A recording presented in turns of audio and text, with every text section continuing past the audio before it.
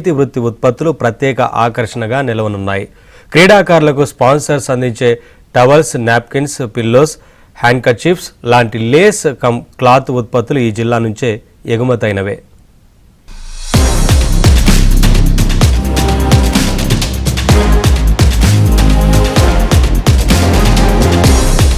పశ్చిమ గోదావరి జిల్లా నర్సాపురం మండలం సీతారాంపురం గ్రామం లేసు పరిశ్రమకు పెట్టింది పేరు. 15 నుంచి 20 మంది వరకు ఈ గ్రామంలో విదేశీ ఎగుమతిదారులు ఉన్నారు. రాష్ట్రపతి, కేంద్ర టెక్స్టైల్స్ మంత్రుల చేతుల మీదుగా ఉత్తమ అవార్డులు అందుకున్న ఎగుమతిదారులు కూడా ఈ గ్రామంలో ఉన్నారు.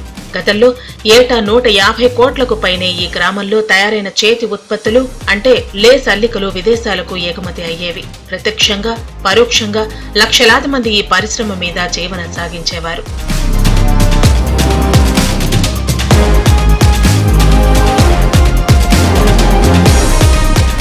అయితే కోవిడ్ తర్వాత ఈ పరిశ్రమ పూర్తిగా సంక్షోభంలో పడింది. వేలాది మంది ఉపాధి కోల్పోయారు. ఈ తరుణంలో కేంద్ర ఆధీనంలోకి హ్యాండీక్రాఫ్ట్ సంస్థ లేస్ ఎగుమతిదారులకు అండగా నిలిచింది. విదేశాల్లో ఎగ్జిబిషన్లు పెట్టి ఎగుమతి ఆర్డర్లు దక్కేలా చేసింది. ఇందులో ఈపీసీహెచ్ సంస్థ కీలకంగా వ్యవహరించింది.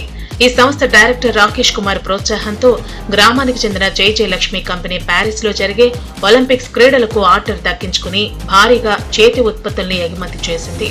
దీంతో గత 3 ఏళ్ల నుంచి వందలాది మంది కార్మికులకు ఉపాధి దక్కింది.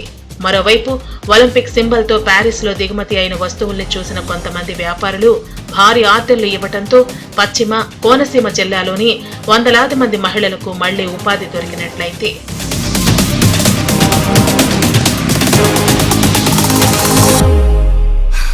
ఒలింపిక్స్ ఆర్గనైజర్స్ కానీ ఆ ఒక టీమ్కి కానీ మేము దీన్ని అప్రోచ్ అయ్యి ఆవిడకి ప్రజెంట్ చేసి నెంబర్ ఆఫ్ డిజైన్స్ క్రియేట్ చేసి వాళ్ళు నెంబర్ ఆఫ్ టైమ్స్ మమ్మల్ని ఆ చేంజెస్ కానీ ఆ యొక్క కలర్స్ ఇంటేక్ కానీ అవన్నీ మార్చి మాకు గైడ్ లైన్స్ ఇవ్వడం తోటి అన్ని మార్చి మళ్ళీ మేము number of times Paris visit చేసి వాళ్ళు మెప్పించి ఆర్డర్స్ తెచ్చుకున్నాం.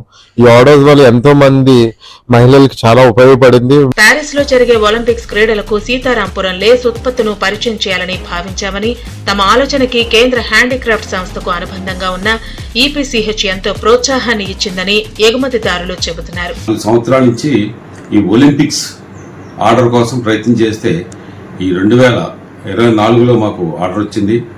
దానివల్ల మేము ఎక్స్పోర్ట్ చేసాం. దీనికి కృషికి రాకేష్ కుమార్, మా తమ్ముడు తులసిరావు కారణం. ఎక్స్పోర్ట్ అయింది.